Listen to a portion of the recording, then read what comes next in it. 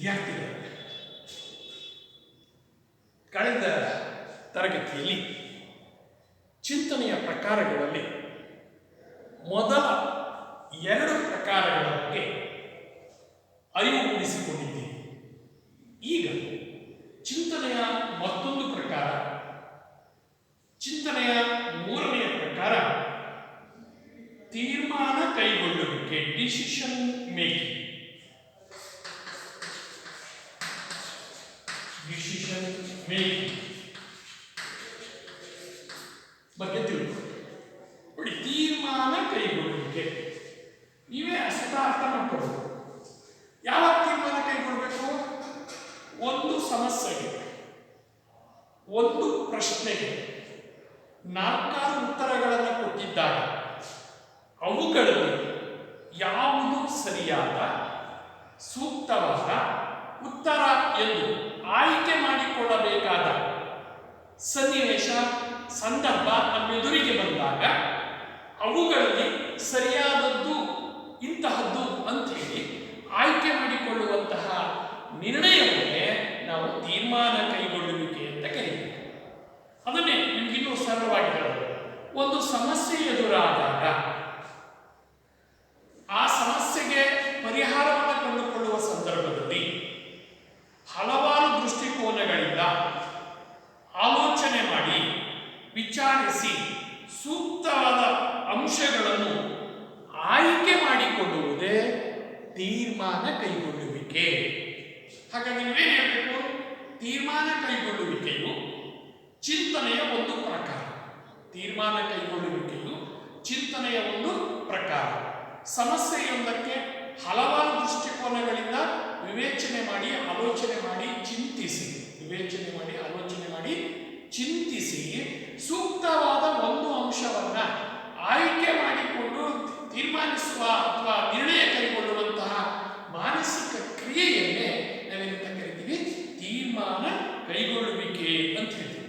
ಇದನ್ನೇ ನೀವು ಕೇಳಬಹುದು, ಸರ್ ಹಿಂದಿನ ತರಗತಿಯಲ್ಲಿ ನೀವು ಸಮಸ್ಯೆಯ ಪರಿಹಾರ ವಿಧಾನ ಅಂತ ಹೇಳಿದಿರಿ, ಅದಕ್ಕೂ ಇದಕ್ಕೂ ಏನು ಸಂಬಂಧ ಅಂತ ಹೇಳಿದ್ರೆ, ಹೌದು, ಇದು ಒಂದು ರೀತಿಯ ಸಮಸ್ಯೆ ಪರಿಹಾರ ವಿಧಾನವೇ ಆಗಿದೆ.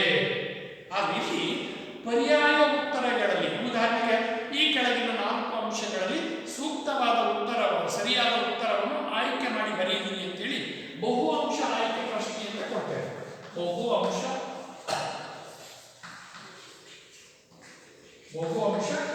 ಆಯ್ಕೆ ಪ್ರಶ್ನೆ ಅಂದ್ರೆ, ಉದಾಹರಣೆಗೆ ಭಾರತದ ಇಂದಿನ ಪ್ರಧಾನಿ ಡ್ಯಾಶ್, ಇಲ್ಲಿ A Indira Gandhi, B Modi, C Manmohan Singh, D Yediyurappa ಅಂತ ಹೇಳಿ 4 ಉತ್ತರ ಕೊಟ್ಟಿದ್ದಾರೆ. ನೋಡಿ, ಒಂದು ಸಮಸ್ಯೆ 4 ಪರ್ಯಾಯ ಆಯ್ಕೆಗಳು, ಅಲ್ಟರ್ನೇಟಿವ್ಸ್ ಅಂತ ಕೇಳ್ತೇವೆ. ಈ ಆಲ್ಟರ್ನೇಟಿವ್ ನಲ್ಲಿ ಯಾವುದೋ ಒಂದು ಸರಿ ಇದೆ, ಅದು ಯಾವುದು ಅಂತ ಹೇಳಿ ಗುರುತಿಸಿ ಇಲ್ಲಿ ಬರೀಬೇಕು. ಇಲ್ಲಿ ಬಿ ಅಂತ ಬರೆದ್ರೆ ಅದು ಸರಿಯಾದ ಉತ್ತರ ಆಗ್ತದೆ, ಇಲ್ಲ ತಪ್ಪು ಉತ್ತರ ಆಗ್ತದೆ. ಅದರಿಂದ ತೀರ್ಮಾನ ಕೈಗೊಳ್ಳುವಿಕೆ ಬರೆಯುವಾಗ ಆಲೋಚನೆ ಮಾಡಬೇಕು, ಚಿಂತನೆ ಮಾಡಬೇಕು. ಆಲೋಚನೆ ಮತ್ತು ಚಿಂತನೆಯನ್ನು ಮಾಡಿ ಸರಿಯಾದ ಉತ್ತರವನ್ನು ಆಯ್ಕೆ ಮಾಡಿ ಬರೀಬೇಕು. ಆದ್ರಿಂದ ಇಂಥ ಸಂದರ್ಭಗಳಲ್ಲಿ ಒಮ್ಮೊಮ್ಮೆ ಪೂರ್ಣ ತಿಳುವಳಿಕೆ ಇಲ್ಲದೆ ಹೋದರೆ, ಸಮಸ್ಯೆಗೆ ಇರುವ ಪರಿಹಾರಗಳ ಬಗ್ಗೆ ಸಂಪೂರ್ಣ ಜ್ಞಾನ, ಪ್ರಜ್ಞೆ, ಅರಿವು ಇಲ್ಲದೆ ಹೋದರೆ ತೀರ್ಮಾನ ಕಷ್ಟ ಆಗ್ತದೆ. ಈ ತೀರ್ಮಾನದ ಪರಿಣಾಮ ನಮಗೆ ಅರ್ಥ ಆಗುವುದಿಲ್ಲ ಅನ್ನೋದನ್ನು ಗಮನಿಸ್ತದೆ. ಹಾಗಾಗಿ ತೀರ್ಮಾನ ಕೈಗೊಳ್ಳುವಿಕೆಯು ಚಿಂತನೆಯ ಒಂದು ಪ್ರಕಾರ. ಸಮಸ್ಯೆಯನ್ನ ಹಲವು ದೃಷ್ಟಿಕೋನಗಳಿಂದ ಆಲೋಚಿಸಿ ಸೂಕ್ತವಾದ ಹಲವು ತೀರ್ಮಾನಗಳಲ್ಲಿ ಸೂಕ್ತವಾದದನ್ನು ಆಯ್ಕೆ ಮಾಡಿಕೊಂಡು ನಿರ್ಣಯ ಕೈಗೊಳ್ಳುವಿಕೆಯ ಮನಸ್ಸಿನ ಪ್ರಕ್ರಿಯೆಯನ್ನೇ ನಾವು ತೀರ್ಮಾನ ಕೈಗೊಳ್ಳುವಿಕೆ ಅಂತೇಳಿ ಕರೀತೇವೆ ಅನ್ನೋದನ್ನು ಗಮನಿಸ್ತೇವೆ. ಇದು ಇದರ ತೀರ್ಮಾನ ಕೈಗೊಳ್ಳುವಿಕೆ ಮೇಲೆ ಏನು ಪರಿಣಾಮ ಬೀರುತ್ತೆ ಅಂತ ಹೇಳೋಕ್ಕಾಗೋದಿಲ್ಲ. ನೀವು ಸರಿಯಾದ ಉತ್ತರವನ್ನು ಅಂಕ ಬರುತ್ತೆ, ಬೇರೆ ಯಾವುದಾದ್ರೂ ತಪ್ಪು ಉತ್ತರವನ್ನು ಆಯ್ಕೆ ಮಾಡಿದ್ರೆ ಅಂಕ ಬರೋದಿಲ್ಲ ಅನ್ನೋದನ್ನು ಗಮನಿಸ್ತೇವೆ. ನಂತರ ಈ ತೀರ್ಮಾನ ಕೈಗೊಳ್ಳುವಿಕೆಯ ಮೇಲೆ ಪ್ರಭಾವ ಬೀರುವಂತಹ ಅಂಶಗಳು, ತೀರ್ಮಾನ ಕೈಗೊಳ್ಳುವಿಕೆಯ ಮೇಲೆ ಪ್ರಭಾವ ಬೀರುವ ಅಂಶಗಳು.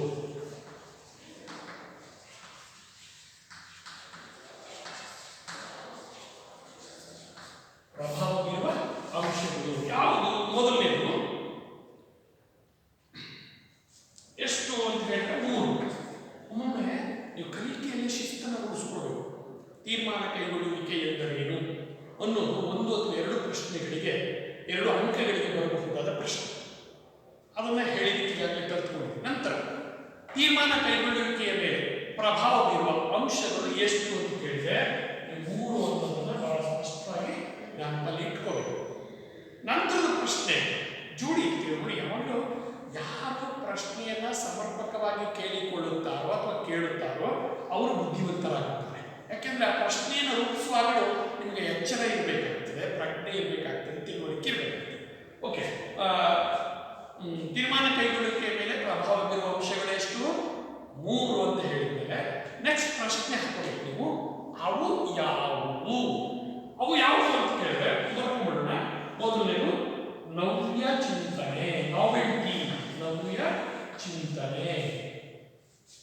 ಎರಡನೇದು ತೀರ್ಮಾನ ಕೈಗೊಳ್ಳುವಿಕೆಯ ಚೌಕಟ್ಟು, ತೀರ್ಮಾನ ಕೈಗೊಳ್ಳುವಿಕೆಯ ಚೌಕಟ್ಟು, frame, framing of decision making, framing of decision making. Third and last one is ಬದ್ಧತೆಯ ಹೆಚ್ಚಳ, ಬದ್ಧತೆಯ ಹೆಚ್ಚಳ. ಅದನ್ನು ನಾವು ಎಸ್ಕಲೇಷನ್ ಆಫ್ ಕಮಿಟ್ಮೆಂಟ್ ನೋಡಿ. ನವ್ಯ ಚಿಂತನೆ ಅಂತ ಹೇಳಿದ್ರೆ ನಾವೆಲ್ ಥಿಂಕಿಂಗ್, ನಾವೆಲ್ ಥಿಂಕಿಂಗ್. ಎರಡನೇದು framing of decision making, framing of decision making.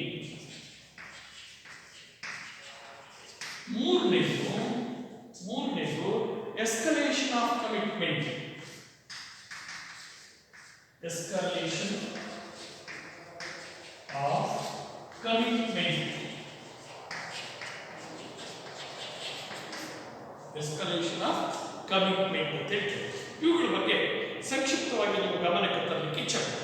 ಏನದು ಕೇಳಿದ್ರೆ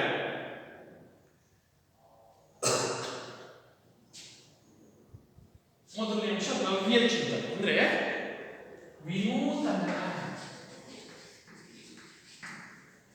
ನಮಗೇನಾದ್ರೂ ಒಂದು ಸಮಸ್ಯೆ ಎದುರಾದ್ರೆ ಅದನ್ನ ಸಾಂಪ್ರದಾಯಿಕವಾಗಿ ಆಲೋಚನೆ ಮಾಡೋದಕ್ಕಿಂತ ಭಿನ್ನವಾಗಿ ಹೊಸ ರೀತಿಯಲ್ಲಿ ವಿನೂತನವಾಗಿ ಈ ಹಿಂದಿನ ಹಿರಿಯರು ಆಲೋಚನೆ ಮಾಡುತ್ತಿದ್ದ ಆಲೋಚನೆಗಿಂತ ಭಿನ್ನವಾಗಿ ಹೊಸದಾಗಿ ನಾವು ಆಲೋಚನೆ ಮಾಡಿದರೆ ಅದನ್ನು ನಾವು ನವ್ಯ ಚಿಂತನೆ ಅಂತ ಹೇಳಿ ಕರೀತೇವೆ.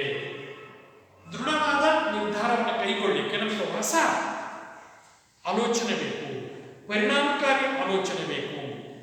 ಈ ನವ್ಯ ಚಿಂತನೆ ಇದೆಯಲ್ಲ, ಹೊಸ ಚಿಂತನೆ ಇದೆಯಲ್ಲ, ಅದು ಸಮರ್ಪಕವಾದ ನಿರ್ಣಯವನ್ನು ಕೈಗೊಳ್ಳಲಿಕ್ಕೆ ಸಹಕಾರಿಯಾಗ್ತದೆ ಅನ್ನುವುದು. ಅದರ ಅರ್ಥ ಈ ಹಿಂದಿನ ಅನುಭವದ ಆಧಾರದ ಮೇಲೆ, ಈ ಹಿಂದಿನ ಅನುಭವದ ಆಧಾರದ ಮೇಲೆ ನವ್ಯ ಚಿಂತನೆಯನ್ನ ನಾವು ಮೈಗೂಡಿಸಿಕೊಳ್ಳಬೇಕು. ಆಗ ನಮ್ಮ ಸಮಸ್ಯೆಗೆ ಪರಿಹಾರವನ್ನು ಕಂಡುಕೊಳ್ಳಲು ನಮಗೆ ಸುಲಭವಾಗುತ್ತದೆ ಮತ್ತು ತೀರ್ಮಾನವನ್ನು ಕಾರ್ಯಾಚರಣೆಗೆ ಕೊಡಲಿಕ್ಕೂ ಸಹ ನಮಗೆ ಉತ್ತಮವಾದ ಮಾರ್ಗ ಸಿಗ್ತದೆ. ಭಿನ್ನ ರೀತಿಯಲ್ಲಿ, ಹೊಸ ರೀತಿಯಲ್ಲಿ, ನವೀನ ಮಾರ್ಗದ ರೀತಿಯಲ್ಲಿ ಸಮಸ್ಯೆಯನ್ನು ಕುರಿತು ನಾವು ಚಿಂತನೆಯನ್ನು ಮಾಡಿದರೆ ಹೊಸ ಪರಿಹಾರವನ್ನು ಕಂಡುಕೊಳ್ಳಿಕ್ಕೆ ನಮಗೆ ಸುಲಭ ಆಗ್ತದೆ ಅನ್ನೋದು. ಎರಡನೇದು ತೀರ್ಮಾನ ಕೈಗೊಳ್ಳುವಿಕೆಯ ಚೌಕಟ್ಟು, ತೀರ್ಮಾನ ಕೈಗೊಳ್ಳುವಿಕೆಯ ಚೌಕಟ್ಟು. ನೋಡಿ, ನಾವು ಯಾಕೆ ತೀರ್ಮಾನ ಕೈಗೊಳ್ತೇವೆ, ತೀರ್ಮಾನ ಕೈಗೊಂಡ ಮೇಲೆ ಆಗುವ ಪರಿಣಾಮಗಳೇನು ಅನ್ನೋದನ್ನು ನಾವು ಆಲೋಚನೆ ಮಾಡಬೇಕು. ಆ ತೀರ್ಮಾನವನ್ನು ಕೈಗೊಂಡ ಮೇಲೆ ಅದರಿಂದ ಆಗಬಹುದಾದಂತಹ ಲಾಭ ಮತ್ತು ನಷ್ಟಗಳು ಏನು. ನಾವೇನಾದರೂ ಸರಿಯಾದ ತೀರ್ಮಾನವನ್ನು ಕೈಗೊಳ್ತೀವಿ ಅಂತ ಹೇಳಿದ್ರೆ ನಾವು ಈ ಲಾಭ ನಷ್ಟದ ಕಡೆಗೆ ಹೆಚ್ಚು ಗಮನವನ್ನ ಕೊಡಬಾರದು. ಯಾಕೆಂತಂದ್ರೆ ನೀವೇನಾದರೂ ಲಾಭಕ್ಕೆ ಆದ್ಯತೆಯನ್ನು ನೀಡಿದರೆ ಅನೇಕ ಅಪಾಯಗಳನ್ನು ಎದುರಿಸಬೇಕಾಗ್ತದೆ. ಅದರಲ್ಲೂ ವಿಶೇಷವಾಗಿ ತಕ್ಷಣದ ಲಾಭಗಳನ್ನು ನಿರೀಕ್ಷಿಸುವಂಥ ತೀರ್ಮಾನಗಳನ್ನು ಕೈಗೊಂಡ್ರೆ ಭವಿಷ್ಯದಲ್ಲಿ ದುಬಾರಿ ಬೆಲೆಯನ್ನು ಅದಕ್ಕಾಗಿ ತೆರಬೇಕಾಗ್ತದೆ. ಆದ್ದರಿಂದ ನಾವು ತಕ್ಷಣಕ್ಕೆ ನಷ್ಟ, ದೀರ್ಘಾವಧಿಯಲ್ಲಿ ನಮಗೆ ಲಾಭವಾಗುವಂತಹ ದೀರ್ಘಕಾಲದ ಅದನ್ನು ನಾವು ಮುನ್ಸೂಚನೆ, ಮುನ್ನೋಟ, ಭವಿಷ್ಯ ದರ್ಶಿತ್ವ ಅಂತ ಹೇಳ್ತೇವೆ, ಪ್ರಿಡಿಕ್ಷನ್ ಅಂತ ಕರಿತೇವೆ. ಇವತ್ತು ನಷ್ಟ ಆಗ್ಬೋದು ನಮಗೆ, ಆದರೆ ಆ ನಷ್ಟವನ್ನ ಮುಂದುವರಿಸಿಕೊಂಡು ಹೋಗೋದಕ್ಕೆ ಬದಲಾಗಿ ಅದರಲ್ಲಿ ಹೇಗೆ ಲಾಭ ಮಾಡ್ಕೊಳ್ಬೇಕು ಅಂತೇಳಿ ನಾವು ಆಲೋಚನೆ ಮಾಡಿದ್ರೆ ಒಂದೆರಡು ದಿನ ನಷ್ಟ ಆದರೂ 3-4ನೇ ದಿನಗಳಲ್ಲಿ ನಮಗೆ ಲಾಭ ಆಗ್ತದೆ ಅನ್ನುವಂಥ ಒಂದು ಚೌಕಟ್ಟನ್ನು ಹಾಕಿಕೊಂಡು ಮುಂದಾಲೋಚನೆ ಅಂತ ಕರಿತೀವಿ. ದೂರದೃಷ್ಟಿ, ಗಮನಿಸಬೇಕು, ದೂರದೃಷ್ಟಿ ಅದನ್ನ ಮುಂದಾಲೋಚನೆ. ಈಗ ತಕ್ಷಣಕ್ಕಷ್ಟೇ ನಾವು ತೀರ್ಮಾನ ಕೈಗೊಳ್ಳಬಾರದು. ನಾಳೆ ಏನಾಗ್ತದೆ, ನಾಡಿದ್ದು ಏನಾಗ್ತದೆ ಅನ್ನೋ ರೀತಿಯಲ್ಲಿ ನಾವು ಆಲೋಚನೆ ಮಾಡಿ ಭವಿಷ್ಯದ ಆಗುಹೋಗುಗಳನ್ನು ಪೂರ್ವಭಾವಿಯಾಗಿ ಊಹಿಸಿಕೊಂಡು ತೀರ್ಮಾನವನ್ನು ಕೈಗೊಳ್ಳಬೇಕು ಅನ್ನೋದು. ನಂತರದ್ದು ಬದ್ಧತೆಯ ಹೆಚ್ಚಳ, ಎಸ್ಕಲೇಷನ್ ಆಫ್ ಕಮಿಟ್ಮೆಂಟ್. ನೋಡಿ, ನಾವು ಸಮಸ್ಯೆಯ ಸುಳಿಯಲ್ಲಿ ಸಿಲುಕಿದ್ದೇವೆ ಅಂತಂದ್ರೆ ಆ ಸಮಸ್ಯೆಯ ಸುಳಿಯನ್ನು ಹೇಗೆ ಹಾದು ಬರಬೇಕು, ದಾಟಿ ಬರಬೇಕು, ಅದರಿಂದ ಹೇಗೆ ಹೊರಗೆ ಬರಬೇಕು ಅನ್ನೋದಕ್ಕೆ ನಾವು ಬದ್ಧತೆ ಆಗಬೇಕು. ಆದಂಗಾಗಲಿ ಮಾದೇವಪುರ ಜಾತ್ರೆಯಿಂದ ಅಲ್ಲ. ಈ ಉದಾಹರಣೆ ನಾನು ಹೇಳ್ತೇನೆ. ನೀವು 2021 ಮಾರ್ಚ್ನಲ್ಲಿ ದ್ವಿತೀಯ PUC ಪರೀಕ್ಷೆಯನ್ನು ಬರೆಯಲಿಕ್ಕೆ ಇದ್ದೀರಿ, ಅಡ್ಮಿಷನ್ ಆಗಿದ್ದೀರಿ. ಈಗ ನಂತರ ಕೆಲವೇ ದಿನಗಳಲ್ಲಿ ಎಕ್ಸಾಮಿನೇಷನ್ ಅಪ್ಲಿಕೇಶನ್ ಫಾರ್ಮ್ ಕೊಡ್ತೀವಿ. ಹಾಗೆ ನೀವು ಬದ್ಧ ಆಗಬೇಕು. ಮಾರ್ಚ್ 21ಕ್ಕೆ ನಮಗೆ ದ್ವಿತೀಯ PUC ಪರೀಕ್ಷೆಗಳಿದೆ.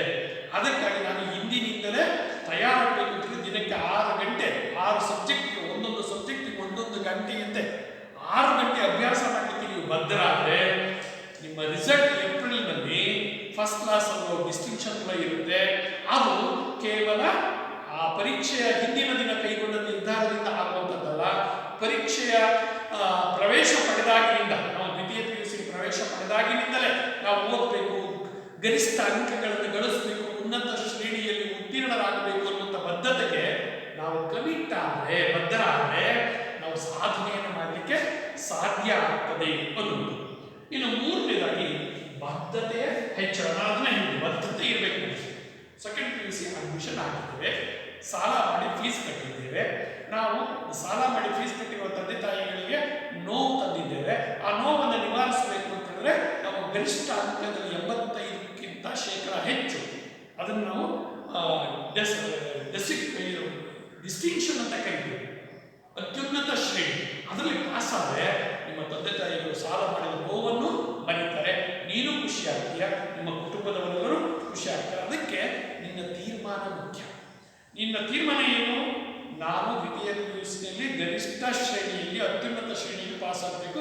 ಅದಕ್ಕೆ ಏನು ಮಾಡಬೇಕು ಅಂತ ಹೇಳಿದ್ರೆ, ಈಗಿನಿಂದಲೇ ನಾನು ದಿನಕ್ಕೆ 6 ಗಂಟೆ, ಬೆಳಗ್ಗೆ 3 ಗಂಟೆ, ಸಂಜೆ 3 ಗಂಟೆ, ಒಂದೊಂದು ಸಬ್ಜೆಕ್ಟಿಗೆ ಬೆಳಗ್ಗೆ ಅರ್ಧ ಗಂಟೆ, ಸಂಜೆ ಅರ್ಧ ಗಂಟೆ ಓದಬೇಕು, ಟೆಕ್ಸ್ಟ್ ಬುಕ್ ಓದಬೇಕು, ಆನ್ಲೈನ್ ಪಾಠ ಕೇಳಬೇಕು, ನೋಟ್ಸ್ ಮಾಡ್ಕೋಬೇಕು, ಹಳೆಯ ಪ್ರಶ್ನೆ ಪತ್ರಿಕೆಗಳಿಗೆ ಉತ್ತರಿಸಬೇಕು ಅಂತ ನೀವು ಬದ್ಧರಾದರೆ ನಿಮ್ಮ ಫಲಿತಾಂಶ, ತೀರ್ಮಾನ, ಫಲ ಅತ್ಯಂತ ಫಲಪ್ರದವಾಗಿರ್ತದೆ. ಆ ಹಿನ್ನೆಲೆಯಲ್ಲಿ ಗಮನಿಸಿ. ಈಗ ವಿಮಾನಯಾನ ಸಂಸ್ಥೆ, ಯಾವುದೋ ಒಂದು ಸಂಸ್ಥೆ ಇದೆ, ವಿಮಾನ ಇಂಡಿಯನ್ ಏರ್ಲೈನ್ಸ್ ಅಂತ ಇಟ್ಕೊಳ್ಳಿ. ಅದೇನಾಗುತ್ತೆ, ಒಂದಷ್ಟು ರೇಟ್ ಕಡಿಮೆ ಮಾಡಿರ್ತಾರೆ. 1 ವರ್ಷ ಆಯಿತು ನಷ್ಟ ಆಯಿತು, 2 ವರ್ಷ ಆಯಿತು ನಷ್ಟ ಆಯಿತು. ನೀವು ತಕ್ಷಣ ಏನಾದರೂ ಟಿಕೆಟ್ ದರವನ್ನು ಏರಿಸಿದ್ರೆ ಪ್ರಯಾಣಿಕರ ಸಂಖ್ಯೆ ಕಡಿಮೆ ಆಗುತ್ತೆ. ಅದಕ್ಕೆ ಬದಲಾಗಿ ನಷ್ಟ ಅನುಭವಿಸಿದ್ರೂ ಪರವಾಗಿಲ್ಲ, 2ನೇ ವರ್ಷದಲ್ಲಿ 3ನೇ ವರ್ಷದಲ್ಲಿ ನಾವು ಲಾಭ ಪಡಿತೀವಿ ಅನ್ನೋ ರೀತಿಯಲ್ಲಿ ನೀವು ನಷ್ಟ ಹಾಗೂ ಏರ್ಲೈನ್ಸ್ ಅನ್ನು ನಿಲುಗಡೆ ಮಾಡೋದಾಗಿ ಓಡಿಸಿದ್ರೆ ನಿಮಗೆ ಲಾಭ ಸಿಗ್ತದೆ. ಹಾಗೆ ನೀವು ಸಹ ಓದೋದ್ರಲ್ಲಿ ಬದ್ಧತೆಯನ್ನು ಬೆರಿಬೇಕು. ಅದು ಒಂದು ಪ್ರತಿಷ್ಠೆ, ಗೌರವ, ಘನತೆಯ ಪ್ರಶ್ನೆ ಆಗಬೇಕು ಅನ್ನೋದನ್ನು ಗಮನಿಸಬೇಕು. ಹಾಗೆ ನೀವು ಚುನಾವಣೆಯನ್ನು ಗಮನಿಸಿ. ಒಬ್ಬ ವ್ಯಕ್ತಿ ಮೊದಲನೇ ಚುನಾವಣೆ ಸೋಲ್ತಾನೆ, ಮತ್ತೆ 2ನೇ ಚುನಾವಣೆ ಸ್ಪರ್ಧಿಸ್ತಾನೆ, ಅಲ್ಲೂ ಸೋಲ್ತಾನೆ, 3ನೇ ಚುನಾವಣೆ ಗೆಲ್ತಾನೆ. ಹಾಗಾದ್ರೆ ಒಂದು ಸಾರಿ ಸೋಲ್ವಿ ಅಂತ ಕೈ ಬಿಟ್ಟರೆ ನಾವು ಗೆಲ್ಲಲಿಕ್ಕೆ ಸಾಧ್ಯ ಇಲ್ಲ. ಅದರಿಂದ ಸೋಲು ಗೆಲುವಿನ ಹಾದಿ ಅಂತ ಕರೀತೇವೆ, ಸೋಲೇ ಗೆಲುವಿಗೆ ದಾರಿ ಅಂತ ಕರೀತೇವೆ. ಹಾಗೆ ವಿದ್ಯಾರ್ಥಿಗಳು ತಾನು ವಿದ್ಯಾಭ್ಯಾಸ ಮಾಡಲಿಕ್ಕೆ ಕಟಿಬದ್ಧರಾದರೆ ಅದನ್ನು ನಾವು ಪ್ರಗತಿಯನ್ನು ಹೊಂದಲಿಕ್ಕೆ ಸಾಧ್ಯ ಆಗ್ತದೆ ಅನ್ನೋದನ್ನು ಗಮನಿಸ್ತೀವಿ. ಇದಿಷ್ಟು ಅದಕ್ಕೆ. ಆದರೆ ನೆಕ್ಸ್ಟ್ ಮತ್ತೊಂದು ಚಿಂತನೆಯ ವಿಧ, 4ನೆಯ ಚಿಂತನೆಯ ವಿಧ ಸೃಜನಾತ್ಮಕ ಚಿಂತನೆ. ಸೃಜನಾತ್ಮಕ ಚಿಂತನೆ, ಕ್ರಿಯೇಟಿವ್ ಥಿಂಕಿಂಗ್.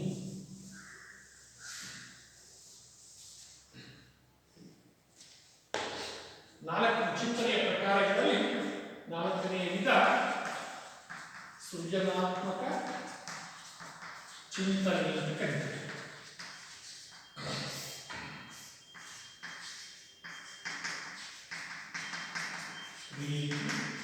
ಥಿಂಕಿಂಗ್.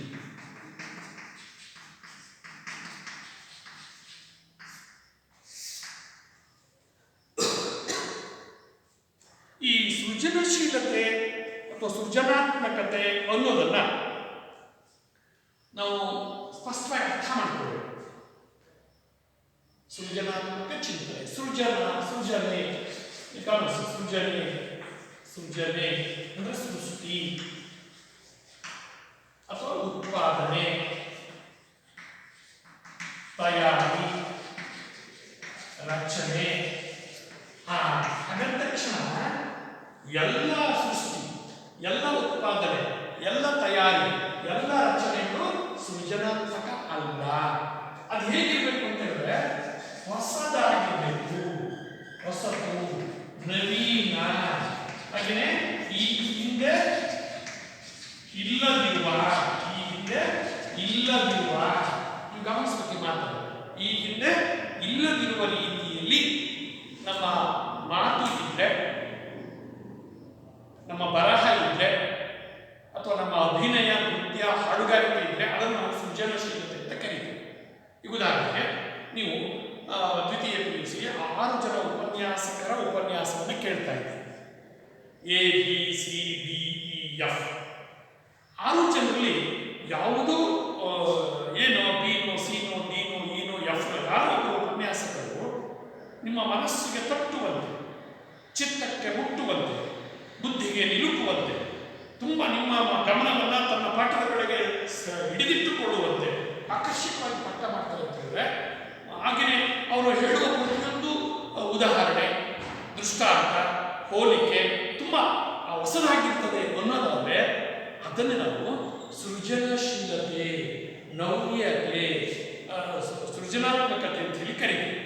ಅದನ್ನು ನೀವು ಹೇಳೋದಾದ್ರೆ ಸೃಜನಶೀಲತೆ ಅನ್ನೋದನ್ನ ಸೃಜಿಸು, ನಿರ್ಮಿಸು, ಸಂಬಂಧ ಕಲ್ಪಿಸು, ಹೊಸದಾಗಿ ಚಿಂತಿಸು, ನವ್ಯ ರೀತಿಯಲ್ಲಿ ಆಲೋಚಿಸು, ಸೃಷ್ಟಿಸು, ಪ್ರತಿಸೃಷ್ಟಿಸು ಅನ್ನುವಂಥದ್ದು. ಅಂದರೆ ನಾವು ಮಾಡುವ ಯಾವುದೇ ಕೆಲಸ ಹೊಸತನದಿಂದ ಕೂಡಿದ್ದರೆ, ನಾವು ಆಡುವ ಮಾತು ವಿಶಿಷ್ಟವಾಗಿ ಇದ್ದರೆ, ನೂತನತೆಯನ್ನು ಹೊಂದಿದ್ದರೆ ಅದನ್ನು ನಾವು ಸೃಜನಶೀಲತೆ ಅಂತ ಹೇಳಿ ಕರೀತೀವಿ. ನಿಮಗೆ ಸಣ್ಣ ಒಂದು ಉದಾಹರಣೆಯನ್ನು ಕೊಡ್ತೀನಿ, ಹೇಗೆ ವಿಭಿನ್ನವಾಗಿ ಆಲೋಚನೆ ಮಾಡ್ತಾರೆ ಅಂತ. ನನಗೊಂದು ಅರ್ಜಿ ಬಂತು, ಒಬ್ಬಳು ಹುಡುಗಿ ಕಣ್ಣೀರು ಆಗ್ತಾ ಬಂದು ಒಂದು ಅರ್ಜಿ ಕೊಟ್ಟರು. ಸರ್, ಎಕ್ಸ್ ವಿದ್ಯಾರ್ಥಿ, ಸೊ ಯಾವಾಗಲೂ ನಾನು ಕಾಲೇಜಿಂದ ಮಧ್ಯಾಹ್ನ ಮನೆಗೆ ಹೋಗ್ಬೇಕಾದ್ರೆ, ಸಂಜೆ ಮನೆಗೆ ಹೋಗ್ಬೇಕಾದ್ರೆ ನಾನು ಹಿಂದೆ ಬರ್ತಾನೆ ಅಂತ, ನಾನು ಫಾಲೋ ಮಾಡ್ತಾನೆ ಅಂತ ಹೇಳಿದ್ರು. ಹೌದಲ್ಲ, ನಾನು ಹೆಸರೇನು, ಯಾವ ತರಗತಿಯನ್ನು, ಯಾವ ಹೋಗ್ಬೇಕು, ನಿನಗೂ ಅವ್ರಿಗೂ ಏನಾದರೂ ಸಂಬಂಧ ಇದೆಯಾ, ಅಥವಾ ನೆಂಟರಾಗಬೇಕಾ, ಕ್ಲಾಸ್ಮೇಟ್ಸ್ ಅಷ್ಟೇನಾ, ಎಲ್ಲರೂ ಮಾತಾಡ್ಸಿ ಅಂತ ಕೇಳಿದೆ. ಇಲ್ಲ ಸರ್, ನನಗೂ ಮಾತಾಡ್ಸಿಲ್ಲ ಸರ್, ನನಗೆ ಸಂಬಂಧನೂ ಇಲ್ಲ ಸರ್, ಅವರು ಯಾವಾಗಲೂ ಫಾಲೋ ಮಾಡ್ತಾರೆ ಸರ್. ಆಯ್ತಮ್ಮ, ನೀನು ಅದನ್ನು ಯೋಚನೆ ಕೊಟ್ಟು ನೀನು ಓದು ಬರೆಯೋದಕ್ಕೆ ತೊಡಗು ಅಂತ ಹೇಳಿ ತೊಡಗಿದ ಮೇಲೆ ಮತ್ತೆ ನಾನು ಅವ್ರಿಗೆ ನನಗೆ ಕರೆಸಿದೆ. ಒಂದು ಸ್ವಲ್ಪ ದಿವಸ ಹಾಗೆ ಏನು ಪುಟ್ಟ, ಯಾವ ಕ್ಲಾಸು, ಯಾವ ಸೆಕ್ಷನ್ ಓದ್ತೀಯಾ, ಯಾವ ಪಾಠ ಇಷ್ಟ ಆಗುತ್ತೆ, ನಿನಗೆ ಯಾವುದು, ಎಷ್ಟು ಮಾರ್ಕ್ಸ್ ಬಂದಿದ್ದಾವೆ ಹೀಗೆಲ್ಲ ಕೇಳಿ, ನೀನು ಯಾವುದೋ ಒಂದು ಹುಡುಗಿಯಿಂದ ಹೋಗ್ತೀಯ ಅಂತಲ್ಲಪ್ಪ. ಇಲ್ಲ ಸರ್, ನಾನು ಯಾವ ಹುಡುಗಿಯಿಂದ ಹೋಗಲ್ಲ ಸರ್, ನನ್ನ ಹತ್ರ ಕೆಟ್ಟವಲ್ಲ ಸರ್, ನನ್ನ ಹತ್ರ ಅಂತ ಕೆಟ್ಟ ಸ್ವಭಾವ ಇಲ್ಲ ಸರ್, ನಾನು ಒಳ್ಳೆ ಮನತನದಿಂದ ಬಂದಿದ್ದೀನಿ ಸರ್ ಅಂತ ಹೇಳಿ. ಮತ್ತು ಹಿಂಗೆ ಬಂದಿದ್ದೀರಿ ಒಂದು ಕೇಸು ಅಂತ ಕೇಳಿ, ನಿಜವಾಗಲೂ ಇಲ್ಲ ಸರ್, ನಾನು ಹುಡುಗಿಯಿಂದ ಹೋಗ್ತಾ ಇಲ್ಲ ಸರ್ ಹೇಳು. ಆ ಹುಡುಗಿ ಹೇಳ್ತಾರೆ ಸರ್, ಇಲ್ಲ ಸರ್, ಹುಡುಗಿ ಹೇಳ್ತಾರೆ ಸತ್ಯ, ಆದರೆ ನಾನು ಹುಡುಗಿಯಿಂದ ಹೋಗ್ತಾ ಇಲ್ಲ, ನಾನು ಮುಂದೆನೇ ಆ ಹುಡುಗಿ ಯಾವಾಗಲೂ ಹೋಗ್ತಿರ್ತಾಳೆ. ಇದು ಚಾಣಾಕ್ಷತ. ಆಮೇಲೆ ಮತ್ತೆ ಮುಂದುವರೆದ ಸರ್, ಹಾಗಾದ್ರೆ ನಾನು ಆ ಹುಡುಗಿ ಹಿಂದೆ ಹೋಗೋದು ಬೇಡ ಅನ್ನೋದಾದ್ರೆ ಆ ಹುಡುಗಿನೇ ನನ್ನ ಹಿಂದೆ ಬರಲಿ ಸರ್. ನೋಡಿ ಎಂಥ ಚಾಕಚಕ್ಯತೆ ಇದೆ, ಹಾಸ್ಯ ಇದೆ, ಮನಚ್ಚಿದೆ ಅನ್ನೋದು. ಹಾಗಾಗಿ ಹೊಸ ರೀತಿಯಲ್ಲಿ ಆಲೋಚನೆ ಮಾಡೋದನ್ನೇ ನಾವು ಸೃಜನಶೀಲತೆ ಅಂತ ಕರೀತೀವಿ. ಸೂರ್ಯೋದಯ ಒಂದೇ ಆಗಿದೆ. ಆ ಸೂರ್ಯೋದಯವನ್ನು ಕುರಿತು 3 ಜನ ಕವಿಗಳು ಒಂದು ಕವನವನ್ನು ರಚಿಸ್ತಾರೆ ಅಂತಂದ್ರೆ, ಒಬ್ಬರ ಕವನದಂತೆ ಮತ್ತೊಬ್ಬರ ಕವನ ಇರುವುದಿಲ್ಲ ಅನ್ನೋದಾದ್ರೆ ಅದು ಸೃಜನಶೀಲತೆ, ಹೊಸತನ ಅಂತ ಅನ್ನುವಂಥದ್ದು ಮಾತು. ಹಾಗಾದ್ರೆ ಸೃಜನಶೀಲತೆ ಅಂದ್ರೆ ಏನು ಅಂತ ಹೇಳಿದ್ರೆ, ವಸ್ತು ಅಥವಾ ವಿಚಾರಗಳ ನಡುವೆ ಹೊಸ ಬಂಧವನ್ನ ಕಾಣುವುದು. ನೋಡಿ, ಸೃಜನಶೀಲತೆ ಅಂದ್ರೆ ಏನು ಅಂತ ಪ್ರಶ್ನೆ ಬರ್ಬೋದು ನಿಮಗೆ. ಹಾಗಾಗಿ ವಿಚಾರ ಅಥವಾ ವಸ್ತುಗಳ ನಡುವೆ ಹೊಸ ಸಂಬಂಧವನ್ನ ಕಲ್ಪಿಸುವುದೇ ಸೃಜನಶೀಲತೆ.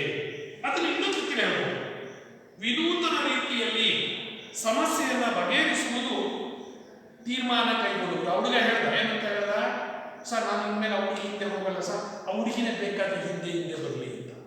ನಾನು ಹೇಳ್ದೆ ಅದಕ್ಕೆ, ಆ ಹುಡುಗಿ ಹಿಂದೆ ನೀನು ಹೋಗ್ಬೇಡ, ನಿನ್ನಿಂದೆ ಆ ಹುಡುಗಿನೂ ಬರೋದು, ಇಬ್ರು ಅಕ್ಕಪಕ್ಕದಲ್ಲಿ ಹೋಗಿದ್ರು, ಬಹಳ ಒಳ್ಳೇದಾಗ್ತದೆ ಸರ್, ರೈಟ್ ಆ್ಯಂಡ್ ಲೆಫ್ಟ್ ಅಂತ ಹೇಳಿದ. ಅವನು ಮತ್ತೆ ತಮಾಷೆ, ನನಗೆ ಈ ಮಾತನ್ನ ಹೇಗೆ ಕೇಳ್ತೀನಿ ಅಂತ ಹೇಳಿದ್ರೆ, ಜೊತೆಗೆ ಹೋಗ್ರಿ ಅಂತ ಹೇಳಿದ್ರೆ ಹಿಂದೆನೂ ಬೇಡ ಮುಂದೆನೂ ಬೇಡ ಅಂತ ಹೇಳಿದ್ರೆ ಜೊತೆಗೆ ಹೋಗ್ಬೇಕು, ಪ್ರಿನ್ಸಿಪಾಲ್ ಲೈಸೆನ್ಸ್ ಕೊಟ್ಟು ಅಂತಲ್ಲ, ಅದಕ್ಕೊಂದು ಹೊಸ ಆಲೋಚನೆಯನ್ನು ನಾನು ಹೇಳಿದೆ ಅಷ್ಟೇ.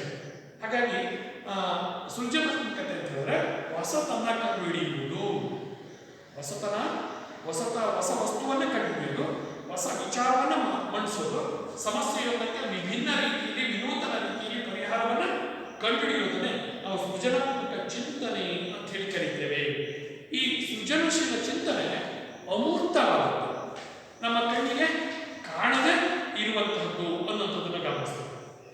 ಹಾಗಾಗಿ ಈ ಮನಸ್ಸಿನಲ್ಲಿ ನಡೆಯುವಂತಹ ಈ ಅಮೂರ್ತ ಚಿಂತನೆ ಏನಿದೆ ಅದು ನಾವು ಹೊಸತನವನ್ನು ಸದಾ ಮೈಗೂಡಿಸಿಕೊಳ್ಬೇಕು. ಅದು ಪ್ರಗತಿಯ ಚಿಹ್ನೆ ಅಂತ ನಾವು ಹೇಳ್ತೇವೆ. ಅದು ಉಚಿತವಾಗಿರಬೇಕು, ರಚನಾತ್ಮಕವಾಗಿರಬೇಕು, ಸಮಾಜ ಒಪ್ಪುವ ರೀತಿಯಲ್ಲಿರಬೇಕು. ನಮ್ಮ ಚಿಂತನೆ, ಸೃಜನಾತ್ಮಕ ಚಿಂತನೆ ನಮ್ಮ ಕಲೆಯ ಮೂಲಕ ವ್ಯಕ್ತ ಆಗ್ಬೋದು, ನನ್ನ ಬರವಣಿಗೆಯ ಮೂಲಕ ವ್ಯಕ್ತ ಆಗ್ಬೋದು, ಸಾಹಿತ್ಯದ ಮೂಲಕ ವ್ಯಕ್ತ ಆಗ್ಬೋದು, ಸಂಗೀತದ ಮೂಲಕ ವ್ಯಕ್ತ ಆಗ್ಬೋದು, ತಂತ್ರಜ್ಞಾನದ ಮೂಲಕ ವ್ಯಕ್ತ ಆಗ್ಬೋದು ಅನ್ನೋದನ್ನು ನಾವು ಹೇಳ್ತೇವೆ. ಹಾಗಾಗಿ ಒಂದು ಮಾತಿದೆ, ನಿಮಗೆ ಗೊತ್ತಿದೆ, ರವಿ ಕಾಣದ್ದನ್ನ ಕವಿ ಕಂಡ ಅಂತ ಹೇಳ್ತೀವಿ. ರವಿ ಅಂದ್ರೆ ಸೂರ್ಯನ ಬೆಳಕು ಎಲ್ಲ ವಸ್ತುಗಳ ಮೇಲೆ ಬೀಳುತ್ತದೆ, ಅವನಿಗೆ ಕಾಣದಂತೆ ಅನೇಕ ವಸ್ತುಗಳಿರ್ಬೋದು. ಆದರೆ ರವಿ ಕಾಣದೇ ಇರುವ ವಸ್ತುಗಳನ್ನು ಕುರಿತು ಕವಿ ಕಾವ್ಯವನ್ನು ರಚಿಸ್ತಾನೆ ಅನ್ನೋದಾದ್ರೆ ಕವಿ ಸೃಜನಶೀಲವಾದದ್ದು ಅಂತ ಹೇಳಿ. ನೋಡಿ, ಸೂರ್ಯನ ಬೆಳಕಿಗೆ ಸೂರ್ಯ ಹೃದಯ ತಾವರೆಗೆ ಜೀವಾಳವಿಯ ಅಂತ ಹೇಳ್ತೇವೆ, ಅದರಿಂದ ಮೊಗ್ಗು ಅರಳುತ್ತವೆ. ಆದರೆ ಅರಳಿದ ಹೂವನ್ನು ಕುರಿತು ಆ ಅರಳುವಿಕೆಗಿಂತ ವಿಶಿಷ್ಟವಾದ ಶೈಲಿಯಲ್ಲಿ ವಿನೂತನತೆಯನ್ನ, ಅದರ ಬಣ್ಣ, ಗಾತ್ರ, ಆಕಾರ ಇವೆಲ್ಲವನ್ನು ಕುರಿತು ಕವಿ ಕವನವನ್ನು ರಚಿಸ್ತಾನೆ ಅಂತ ಹೇಳಿದ್ರೆ ಆ ಹೂವಿನ ಸೌಂದರ್ಯವನ್ನು ಮತ್ತಷ್ಟು ಅವನು ತನ್ನ ಹೊಸ ಪದಗಳಲ್ಲಿ, ಹೊಸ ವಾಕ್ಯಗಳಲ್ಲಿ, ಹೊಸ ಕವನದಲ್ಲಿ ಹಿಡಿದಿಡ್ತಾನೆ. ಓದುಗರಿಗೆ ಹೊಸ ಅನುಭವವನ್ನು ಆ ಹೂವಿನ ಬಗ್ಗೆ ತಂದುಕೊಡ್ತಾನೆ ಅನ್ನೋದನ್ನು ಗಮನಿಸ್ತೇವೆ. ಹಾಗಾದ್ರೆ ಸೃಜನಾತ್ಮಕತೆ ಅಥವಾ ಸೃಜನಶೀಲತೆ ಎರಡು ಪದ ಬಳಸ್ತೇವೆ. ಸೃಜನಾತ್ಮಕತೆ ಅನ್ನುವಂತೆಯೇ ಹಾಗೆಯೇ ಸೃಜನಶೀಲತೆ ಅಂತ ಕರೀತೀವಿ. ಸೃಜನಶೀಲತೆ ಎರಡು ಒಂದೇ, ಕ್ರಿಯೇಟಿವಿಟಿ ಅನ್ನೋದನ್ನು ಗಮನಿಸಿ. ಹಾಗಾದ್ರೆ ಏನು ಅಂತೇಳಿ ಒಂದೆರಡು ವ್ಯಾಖ್ಯೆಗಳನ್ನು ಕೇಳಿದೆ. ವ್ಯಾಖ್ಯೆ ಒಂದೇದು ಡ್ರೈವ್ಡ್ ಹಾಲ್.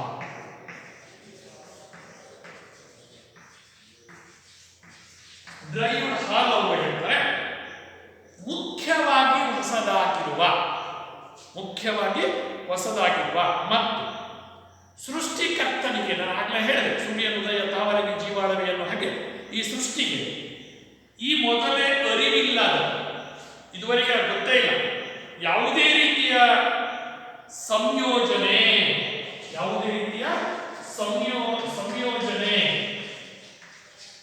ಆಯ್ತಾ, ಹಾಗೇನೆ ವಿಚಾರ,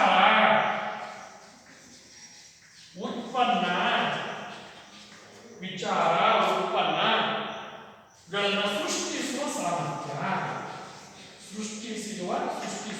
ಸಾಮರ್ಥ್ಯ. ನೋಡಿ, ಬಟ್ಟೆ ಬಣ್ಣ ಇರ್ತದೆ ನಿಮ್ಮ ಕೈಯಲ್ಲಿ ತಿಳ್ಕೊಳ್ಳಿ, ಆದರೆ ಆ ಬಣ್ಣಗಳನ್ನು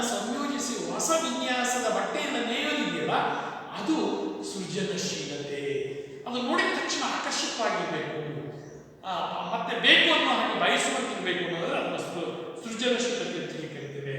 ಎರಡನೇದು ಸ್ಕಿನ್ನರ್ ಅವರ ಪ್ರಕಾರ, ಸ್ಕಿನ್ನರ್ ಮನೋವಿಜ್ಞಾನಿ, ಕಲಿಕೆಯ ಮೇಲೆ ಪ್ರಯೋಗವನ್ನು ಮಾಡಿರುವಂತಹ ಮನೋವಿಜ್ಞಾನಿ ಸ್ಕಿನ್ನರ್ ಅವರ ಪ್ರಕಾರ ಹೊಸ ಕ್ಷೇತ್ರವನ್ನ ಅನ್ವೇಷಿಸುವ, ಹೊಸ ಕ್ಷೇತ್ರವನ್ನ ಅನ್ವೇಷಿಸುವ, ಹೊಸ ವೀಕ್ಷಣೆ ಮಾಡುವ, ಹೊಸ ತೀರ್ಮಾನಗಳನ್ನು ಕೈಗೊಳ್ಳುವ ವ್ಯಕ್ತಿಯ ಸಾಮರ್ಥ್ಯವೇ ಸೃಜನಶೀಲತೆ. ಅಂದ್ರೆ ಹೊಸದು ಒಂದು ಬಹಳ ಮುಖ್ಯ. ಹೊಸ ರೀತಿಯಲ್ಲಿ ಆಲೋಚನೆ ಮಾಡುವ, ಹೊಸ ರೀತಿಯಲ್ಲಿ ಅಭಿಪ್ರಾಯಗಳನ್ನು ವ್ಯಕ್ತಪಡಿಸುವ, ಹೊಸ ತೀರ್ಮಾನಗಳನ್ನು ಕೈಗೊಳ್ಳುವಂತಹ ವ್ಯಕ್ತಿಯಲ್ಲಿರುವಂತಹ ಸಾಮರ್ಥ್ಯವನ್ನೇ ನಾವು ಸೃಜನಶೀಲತೆ ಅಥವಾ ಸೃಜನಾತ್ಮಕ ಚಿಂತನೆ ಅಂತ ಹೇಳಿ ಕರೀತೇವೆ ಅನ್ನೋದನ್ನು ಗಮನಿಸಬೇಕು. ಈ ಹೊಸ ಆಲೋಚನೆ ಬಹುತೇಕ ಎಲ್ಲರಿಂದ ಬಯಸಲ್ಪಡ್ತದೆ, ಅವರಿಗೆ ವಿಶೇಷ ಸ್ಥಾನವನ್ನು ಕೊಡ್ತದೆ. ಒಬ್ಬ ಇಂಜಿನಿಯರ್ ಹಲವು ಮನೆಗಳಿಗೆ ವಿನ್ಯಾಸಗಳನ್ನು ಮಾಡಿಕೊಡ್ತಾರೆ, ಡಿಸೈನ್. ಅದು ಒಂದು ಮನೆ ಇದ್ದಂತೆ ಇನ್ನೊಂದು ಮನೆಯ ರೂಪುರೇಷೆ ಇರೋದಿಲ್ಲ. ಅದಕ್ಕೆ ಕಾರಣ ಅವನು ಒಂದು ಮನೆಗಿಂತ ಮತ್ತೊಂದು ಮನೆಯ ವಿನ್ಯಾಸವನ್ನು, ಕಟ್ಟಡದ ವಿನ್ಯಾಸವನ್ನು ರೂಪಿಸುವಾಗ ಹೊಸ ರೀತಿಯಲ್ಲಿ ಆಲೋಚನೆಯನ್ನ ಮಾಡ್ತಾನೆ ಅನ್ನೋದನ್ನು ಗಮನಿಸಬೇಕು.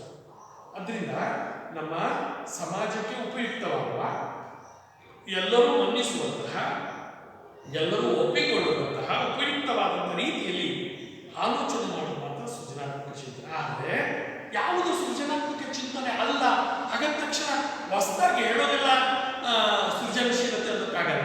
ಆ ಸೃಜನಶೀಲತೆಗೆ ನಿರ್ದಿಷ್ಟ ಉದ್ದೇಶವಿಲ್ಲದೆ ಹೋದರೆ ಅದು ಸೃಜನಶೀಲತೆ ಅಲ್ಲ. ಹಾಗೆಯೇ ಹಗಲು ಕನಸು ಕಾಣೋದು ಸಹ ಸೃಜನಶೀಲತೆ ಅಲ್ಲ. ಸಾಧ್ಯವಾಗುವಂಥದ್ದು ಇರಬೇಕು, ಉದ್ದೇಶ ಇರಬೇಕು ಅನ್ನೋದನ್ನು ಗಮನಿಸಬೇಕು. ಹಾಗಾಗಿ ಸಂಶೋಧಕರ ಪ್ರಕಾರ ಸೃಜನಶೀಲತೆ ಅಂತ ಹೇಳಿದ್ರೆ ಯಾವ ಆಲೋಚನೆ, ಇದನ್ನು ಗಮನಿಸಬೇಕು. ಸಂಶೋಧಕರ ಪ್ರಕಾರ, ಮೂರನೇದು ಸಂಶೋಧಕರ ಪ್ರಕಾರ, ಬೇರೆ ಬೇರೆ ಸಂಶೋಧಕರು ಸೇರಿ ಹೇಳುವಂತಹ ಮಾತು, ಯಾವ ಆಲೋಚನೆ ವಿನೂತನ, ವಾಸ್ತವಿಕ, ಉಪಯುಕ್ತ, ರಚನಾತ್ಮಕ ಗಮನಿಸಬೇಕು. ವಿನೂತನ, ಹೊಸದಾಗಿರ್ಬೇಕು. ಹಾಗೆಯೇ ವಾಸ್ತವಿಕವಾಗಿ, ರಿಯಲ್ ಆಗಿ ಒಪ್ಪಿಕೊಳ್ಳುವಂಥದ್ದಿರಬೇಕು. ಹಾಗೆಯೇ ಬದುಕಿಗೆ, ಬಳಕೆಗೆ ಬರುವಂತಹ ಉಪಯುಕ್ತತೆಯನ್ನು ಹೊಂದಿರಬೇಕು.